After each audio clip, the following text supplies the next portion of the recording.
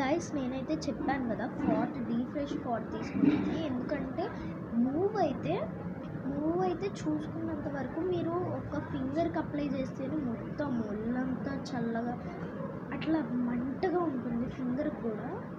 But డీఫ్రెష్ fat move కంటే డీఫ్రెష్ fat అయితే better. ఎందుకంటే నేను ఇప్పుడే చేయి కాలింది, సో నేను ఇప్పుడు ఆయిల్ డీఫ్రెష్ ఫాట్ యూజ్ చేసినంత వరకు నాకు చేంజ్ కనబడింది. ఏంటంటే డీఫ్రెష్ ఫాట్ అయితే అక్కడ కూల్గా ఉంది, బట్ అంటే మంటగా ఒక రకంగా లేదు, నాకేం ఫ్రెష్గా ఉంది, చాలా బాగుంది.